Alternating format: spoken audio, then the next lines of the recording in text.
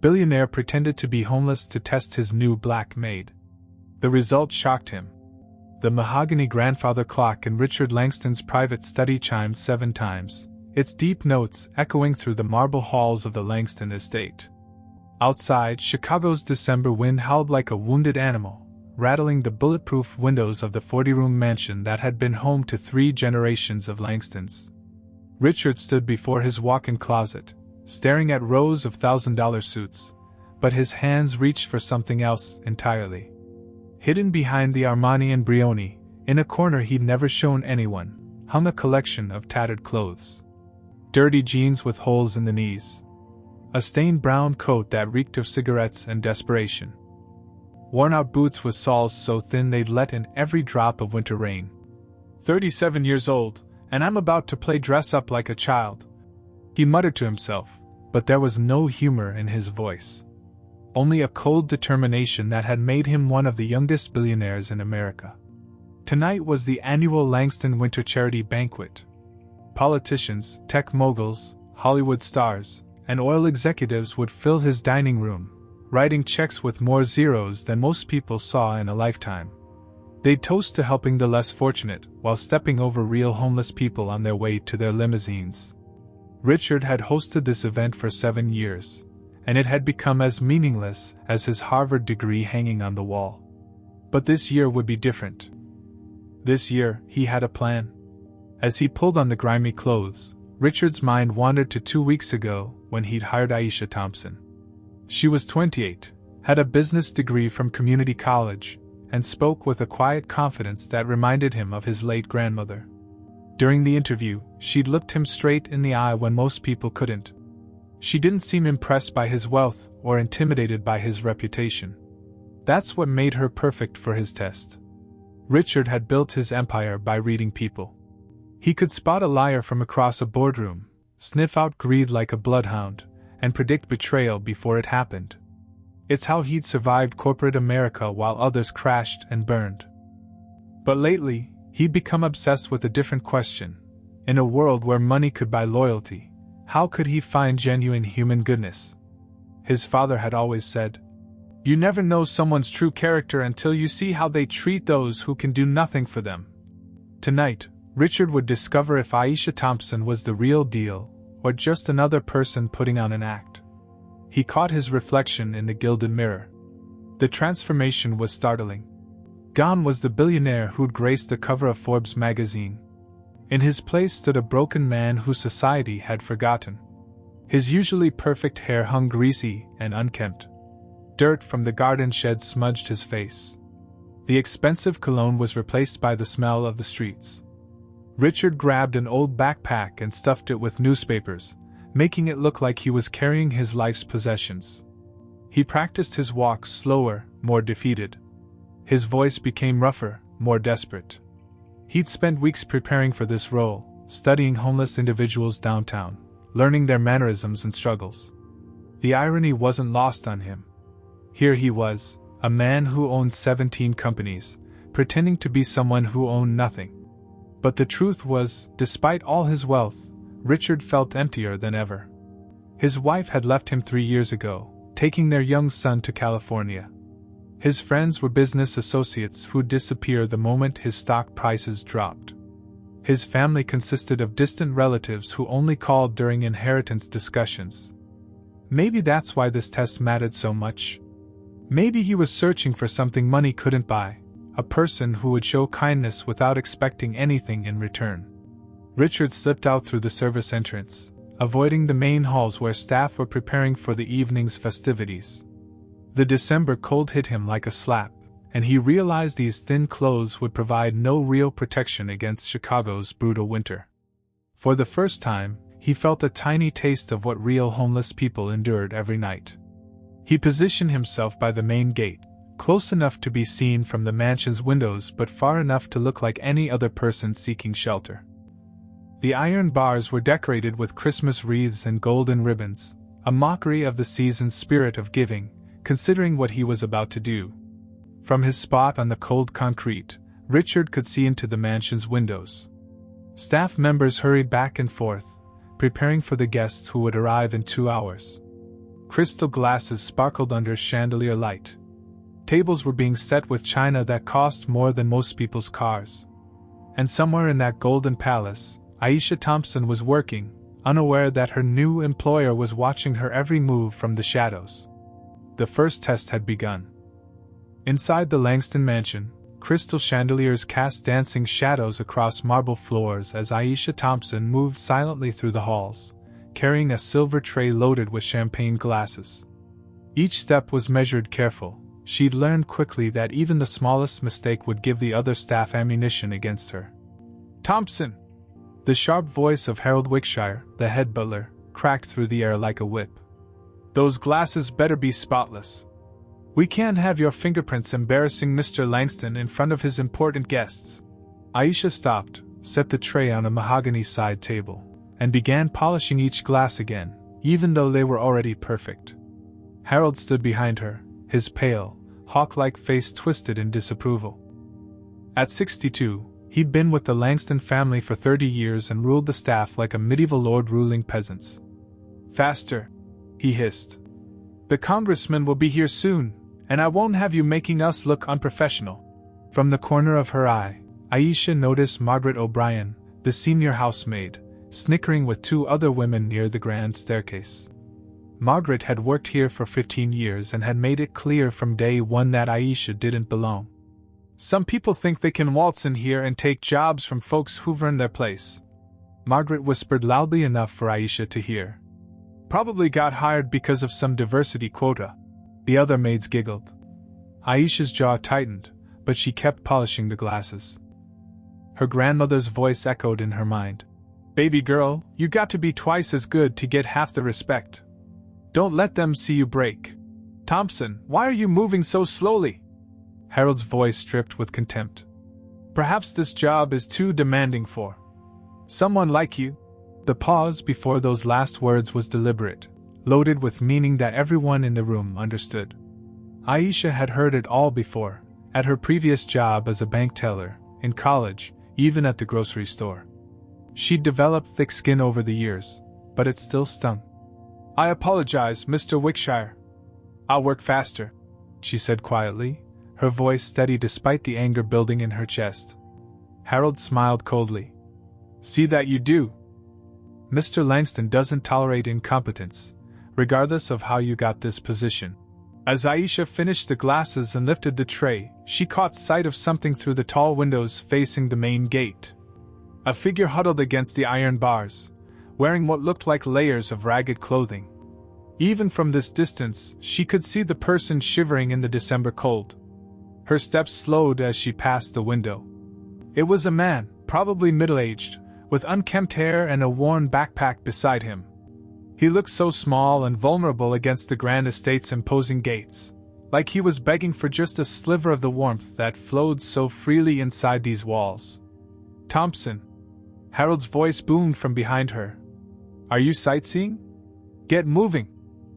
Aisha quickly turned away from the window, but the image stayed with her. She'd been in that position once, not exactly homeless but close enough. After her father lost his job when she was 16, their family had spent 3 months living in their car during the coldest winter Detroit had seen in decades. She remembered the bone-deep cold, the hunger, the way people looked through you like you didn't exist. As she carried the tray to the dining room, she could hear the other staff continuing their cruel commentary. "Did you see how she was gawking out the window? No work ethic at all," Margaret said. "Probably looking for an excuse to step outside and avoid real work." Another voice added, "My cousin applied for this job and didn't get it. She has 10 years' experience, but I guess that doesn't matter anymore." Margaret continued, her voice carrying just enough volume to ensure Aisha heard every word. Aisha set the champagne glasses on the dining room table, each placement perfect despite her trembling hands. The room was a masterpiece of wealth, oil paintings worth millions, a table that could seat 30 people, silverware that gleamed like captured starlight. In a few hours, this space would be filled with some of the most powerful people in America, all celebrating their generosity while that man outside slowly froze to death. When she returned to the kitchen for her next task, she had to pass the window again. The homeless man was still there, now curled up tighter against the wind. Something inside her chest ached. Still daydreaming, I see. Harold appeared beside her like a vulture. He followed her gaze to the window, and his face twisted with disgust. Don't even think about it, Thompson. That trash belongs outside, and it stays outside. Mr. Langston's guests don't need to see that eyesore when they arrive. He looks cold, Aisha said softly, the words escaping before she could stop them. Harold's eyes narrowed. He looks like exactly what he is, a failure who made poor life choices. This is a respectable household, not a homeless shelter. You'd do well to remember the difference. Aisha's hands clenched into fists at her sides, but she nodded. Yes, sir. As Harold walked away, satisfied with his cruelty, Aisha stole one more glance at the man outside. Their eyes met through the glass for just a moment, and she saw something there that made her heart skip, not just desperation, but a strange intelligence, as if he was studying her as intently as she was studying him. She looked away quickly, but the feeling lingered. Something about this night felt different, charged with possibility and danger in equal measure. By 8 o'clock, the Langston mansion had transformed into a glittering temple of wealth and power. Limousines lined the circular driveway like black pearls on velvet, disgorging passengers who represented billions of dollars in combined net worth. The entrance hall buzzed with conversation in multiple languages as Chicago's elite mingled beneath paintings that belonged in museums. Aisha moved through the crowd like a ghost, refilling wine glasses and clearing appetizer plates. Her black uniform made her nearly invisible to the guests, which was exactly how Harold preferred it. She watched senators shake hands with tech billionaires, oil executives toast with Hollywood producers, and pharmaceutical heiresses laugh with arms dealers as if they were old college friends. The dining room had become a showcase of obscene abundance. 3 massive crystal chandeliers cast rainbows across tables laden with enough food to feed a small village. Whole roasted pheasants sat golden and glistening, their bodies stuffed with truffles that cost more per ounce than gold. Mountains of beluga caviar sparkled like black diamonds in silver bowls surrounded by mother-of-pearl spoons. A champagne fountain in the center of the room bubbled with Dom Perignon, each bottle worth more than Aisha made in a month. Isn't this marvelous?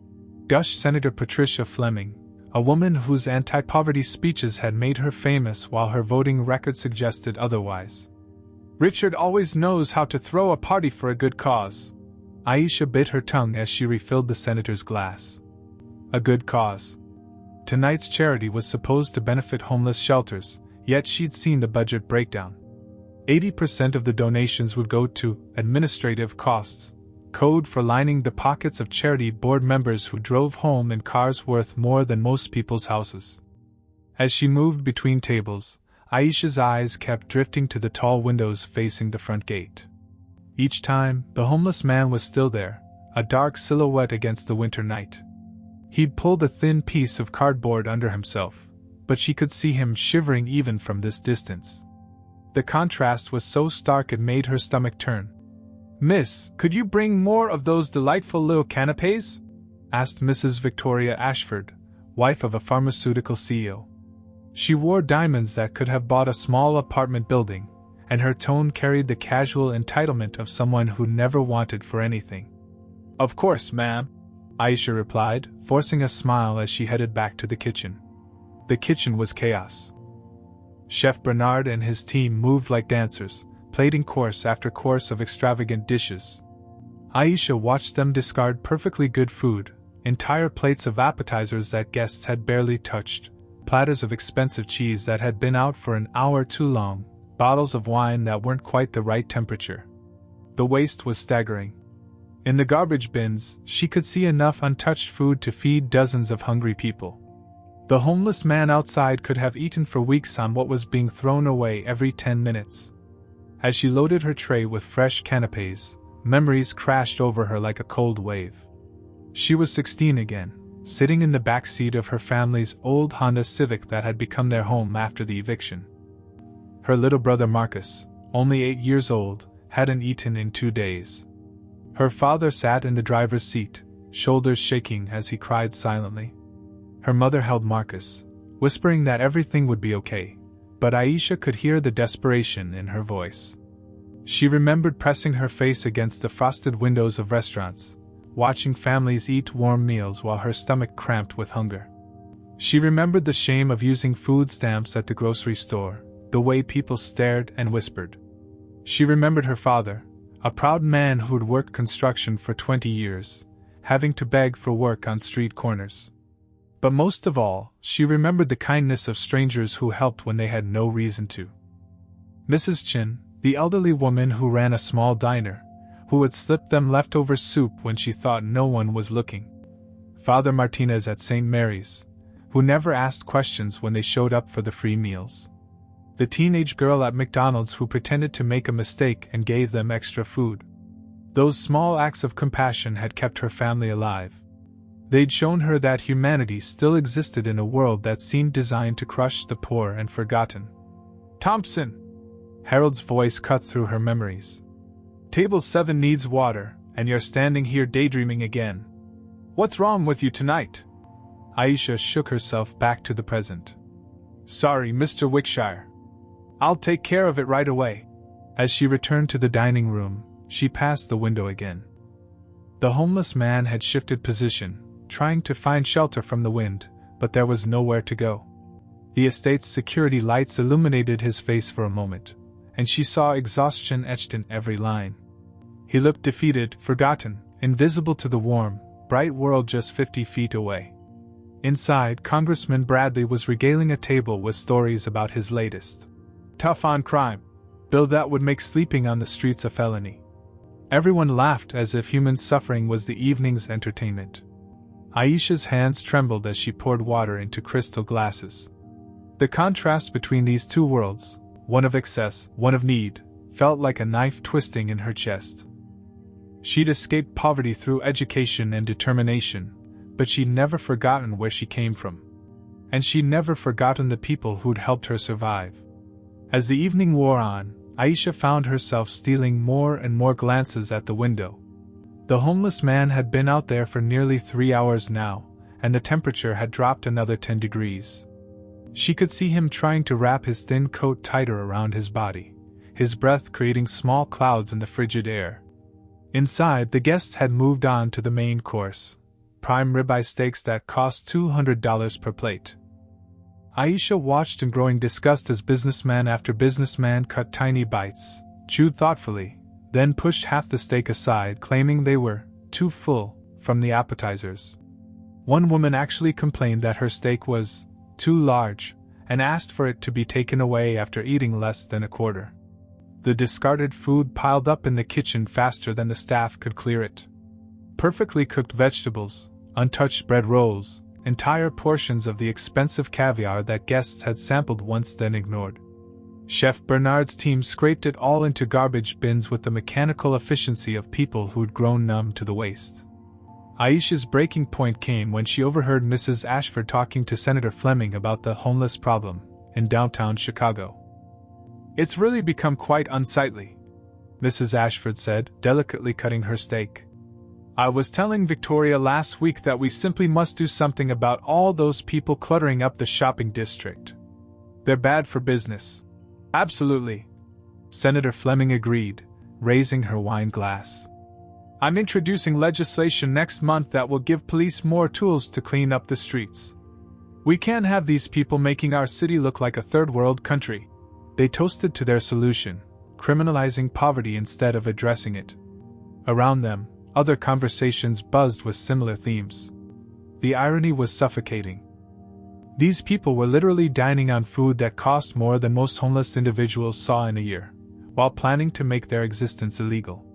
Aisha excused herself and walked quickly to the kitchen, her heart pounding. She couldn't take it anymore.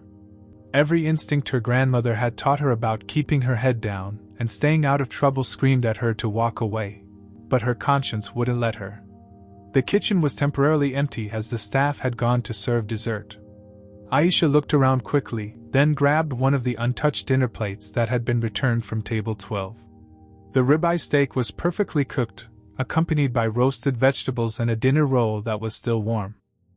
She added some of the expensive cheeses that had barely been touched, and a handful of the chocolate-covered strawberries that guests had ignored in favor of the more exotic desserts. Her hands moved quickly as she wrapped the plate in clean kitchen towels, creating a bundle that would keep the food warm. She grabbed a bottle of water from the staff refrigerator and tucked it under her arm. The whole operation took less than 2 minutes, but her heart hammered against her ribs like a trapped bird. She knew exactly what she was risking.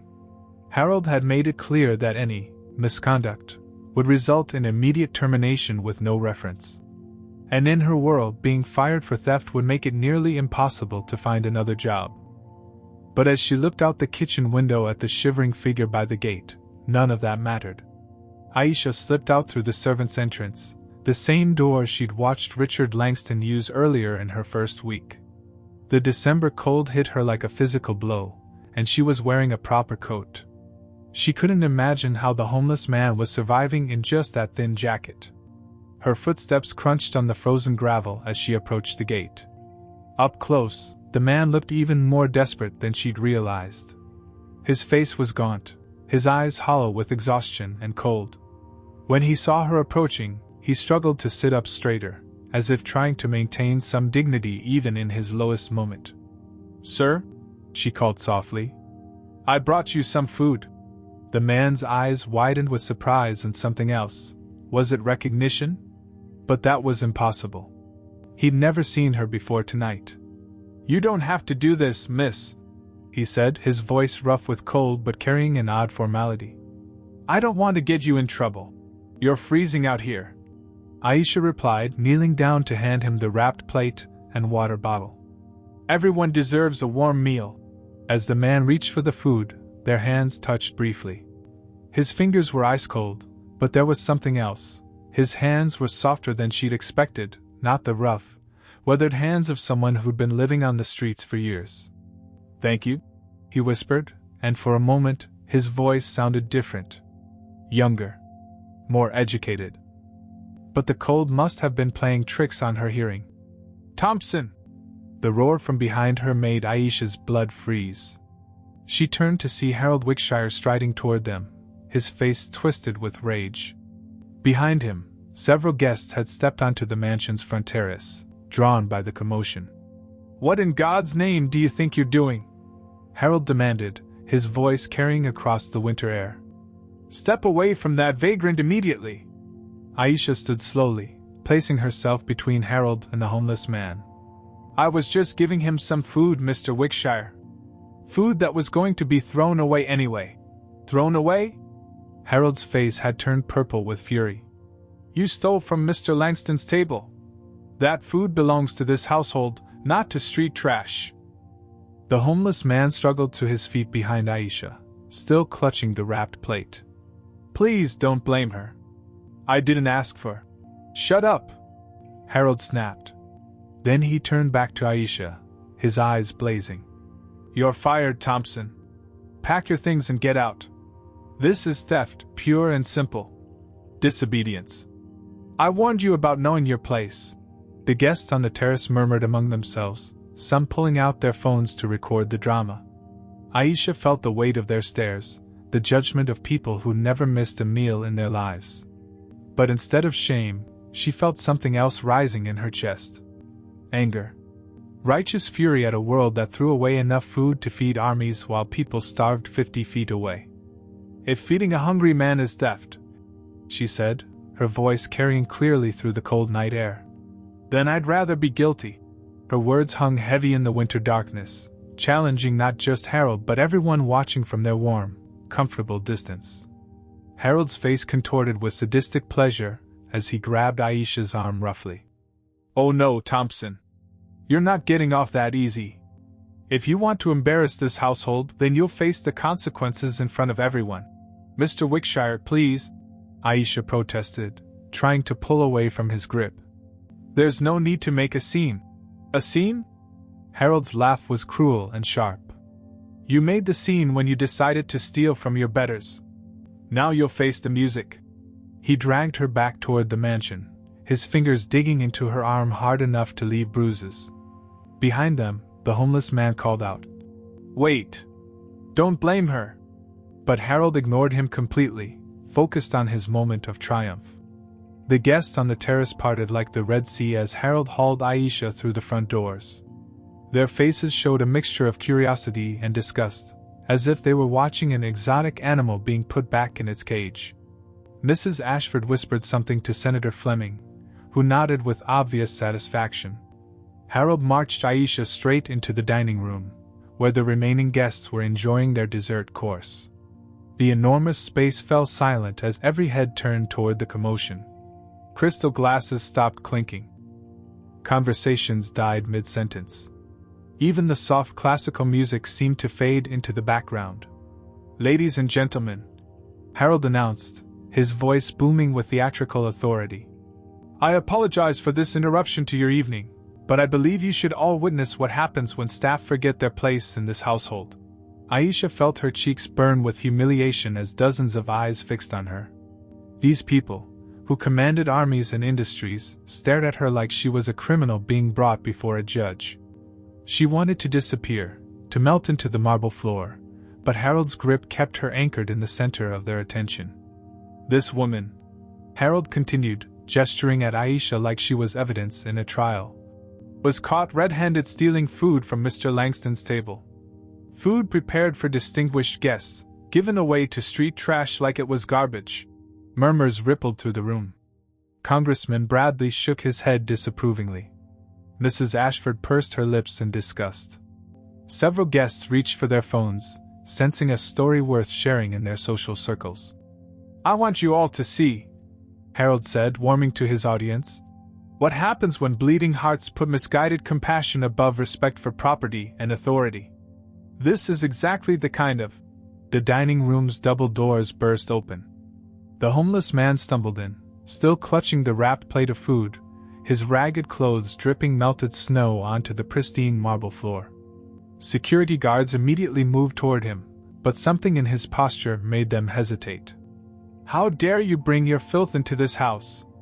Harold roared, finally releasing Aisha's arm to point at the intruder. "Security! Remove this vagrant immediately!" But the homeless man straightened up, and suddenly his entire demeanor changed. The defeated slouch vanished. His shoulders squared. His head lifted with unmistakable authority. When he spoke, his voice was no longer rough with cold, it was clear, commanding, and terrifyingly familiar. "That won't be necessary, Harold." The room went dead silent. Even Harold's mouth fell open as the man reached up and pulled off the knit cap that had hidden his hair. Underneath was the perfectly styled brown hair that had graced the cover of Fortune magazine 6 times. He wiped the dirt from his face with the back of his hand, revealing the sharp cheekbones and piercing blue eyes that every person in this room knew. Richard Langston stood before them, transformed but unmistakable. The gasps came in waves. Senator Fleming's wine glass slipped from her fingers and shattered on the floor. Mrs. Ashford gripped her husband's arm so hard he winced. Congressman Bradley's face went white as paper. The entire room seemed to inhale collectively and forget to breathe out. Mr. Langston?" Harold stammered, his voice cracking like a teenager's. "I don't. How did you? What is?" Richard removed the ragged coat, revealing the expensive shirt underneath, now wrinkled and stained but still recognizable as his own. He set the plate of food gently on the nearest table, then turned to face his guests with the calm confidence of a man who owned everything they could see. "This was a test," he announced, his voice carrying to every corner of the silent room. "A deliberate test of character, compassion, and basic human decency." He walked slowly toward Aisha, who stood frozen in shock, her mind struggling to process what she was seeing. Her homeless man was her employer. The person she'd risked everything to help was the very person Harold claimed she'd stolen from. "For 3 hours I sat outside these walls, cold and hungry, while you all celebrated your own generosity," Richard continued, his eyes scanning the faces of his guests. 3 hours, and not one person looked out those windows with anything but disgust. Not one person considered that the man freezing outside might deserve even the smallest act of kindness. He stopped directly in front of Aisha, his expression soft with something that looked almost like gratitude. "Except for her," He gestured toward Aisha, whose eyes were wide with disbelief. This woman, who Harold was just humiliating before all of you, was the only person in this entire mansion who saw a human being instead of street trash. She risked her job, her livelihood, her future, for a stranger. Richard turned back to face Harold, whose face had gone from purple rage to ashen terror in the span of 30 seconds. "Tell me, Harold." Richard's voice was dangerously quiet. "What was that you said about feeding hungry people? About knowing one's place? About bleeding hearts and misguided compassion?" Harold opened his mouth, but no words came out. Around the room, Richard's guests shifted uncomfortably, suddenly aware that they'd all failed a test they hadn't known they were taking. "The only theft that occurred tonight," Richard said, his voice rising with authority that filled the enormous room, "was the theft of dignity. And you, Harold, were the thief." The silence in the dining room stretched like a taut wire, broken only by the soft ticking of the antique grandfather clock in the corner. Richard Langston stood at the center of it all, no longer the billionaire in disguise but fully himself, powerful, commanding, and absolutely furious. Harold Wickshire, who moments ago had been drunk on his own authority, now looked like a man watching his entire world crumble. His mouth opened and closed soundlessly, like a fish gasping for air. The other staff members who had gathered in the doorway, Margaret, the other maids, even some of the kitchen workers, stared in absolute shock. "Harold," Richard said, his voice cutting through the silence like a blade, "you're fired. Security will escort you out immediately. Your severance package will reflect 30 years of faithful service, but your employment ends tonight." Harold's face went through a spectrum of colors, red, white, then a sickly green. "Mr. Langston, please, I was only trying to protect your interests. I was maintaining order, ensuring." "You were cruel," Richard interrupted. "You humiliated a good woman for showing the exact kind of compassion this family should represent. Pack your things. You have 1 hour." 2 security guards stepped forward, their faces carefully neutral as they flanked Harold. The man who had ruled the Langston staff like a tyrant was led away without another word, his 30-year reign of petty cruelty ending in disgrace. Richard turned to face his guests, who sat frozen in their chairs like statues in an expensive museum. Senator Fleming couldn't meet his eyes. Congressman Bradley studied his dessert plate as if it contained state secrets. Mrs. Ashford looked like she wanted to sink through the floor. "I want each of you to think about tonight," Richard said, his voice carrying clearly through the enormous room. "Think about how easily you dismissed human suffering when it was inconvenient. Think about the legislation you've supported that criminalizes poverty instead of addressing it. Think about how you've confused charity galas with actual charity."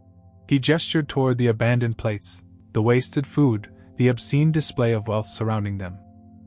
"We've forgotten that compassion isn't about writing checks at fancy dinners. It's about seeing the humanity in everyone, especially those who can do nothing for us in return." Then Richard turned to Aisha, who still stood in stunned silence, her uniform wrinkled from Harold's rough treatment, her eyes wide with disbelief. When he spoke to her, his voice became gentle, almost reverent. "Aisha Thompson, you showed more character in one moment of kindness than this entire room has displayed all evening. You risked everything for someone you thought was a stranger, with no expectation of reward or recognition." Aisha found her voice, though it came out as barely more than a whisper. "Mr. Langston, I don't understand. Why did you?" "Because I needed to know," Richard replied simply. "I needed to find one person in my life who would do the right thing simply because it was right. Someone who understood that wealth means nothing without compassion." He stepped closer, and Aisha could see something in his eyes she'd never noticed before, a loneliness that all the money in the world couldn't heal. "Effective immediately, you're the new head of household staff," Richard announced, his voice carrying to every corner of the room. "Your salary will reflect that position, along with full benefits, housing, and educational opportunities if you choose to pursue them." Gasps rippled through the gathered staff. Margaret's face went white with shock and obvious envy. The other maids stared in disbelief at this reversal of fortune. But Richard wasn't finished. "More importantly," I'm establishing the Aisha Thompson Foundation for Homeless Services. It will operate out of Chicago with a starting endowment of $50 million. Its mission will be to provide not just food and shelter, but job training, mental health services, and pathways back to stability. The number hit the room like a thunderclap. $50 million.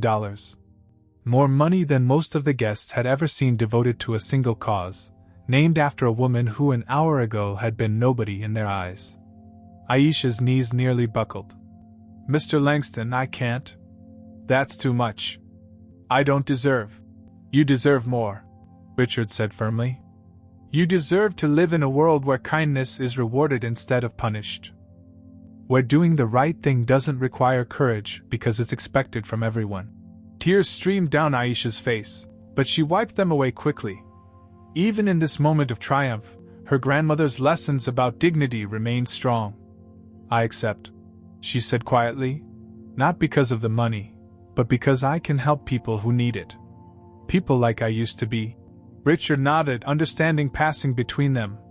The foundation will be housed here, in the East Wing. This mansion will become a place where real change happens, not just where rich people feel good about themselves. He turned back to his guests one final time. Tonight's donations will be matched dollar for dollar by Langston Industries, but future events will be very different. We'll be serving meals to the homeless, not to ourselves. We'll be working in shelters, not just writing checks to them. The guests shifted uncomfortably, suddenly understanding that their comfortable relationship with charity was about to become much more demanding. As the evening finally wound down and the last uncomfortable guests departed, Richard stood in his mansion's great hall. The chandeliers still sparkled, the marble floors still gleamed, but everything felt different. For the first time in years, his wealth felt like a tool for good instead of just an ornament of success. Aisha approached him, still wearing her uniform but carrying herself with new confidence. Mr. Langston? Thank you. But I have one condition. Richard raised an eyebrow. What's that? The foundation's first project should be a food truck. We'll take warm meals directly to people who can't come to shelters. And we'll hire formerly homeless individuals to run it. Richard smiled, the first genuine smile he felt in months. Consider it done. Outside, snow began to fall softly on the Langston estate, covering the gate where a test of character had revealed the brightest light in the mansion wasn't the crystal chandeliers or golden fixtures, but the human heart of a woman who'd risked everything for a stranger. The greatest fortune had been found in the simplest act of kindness.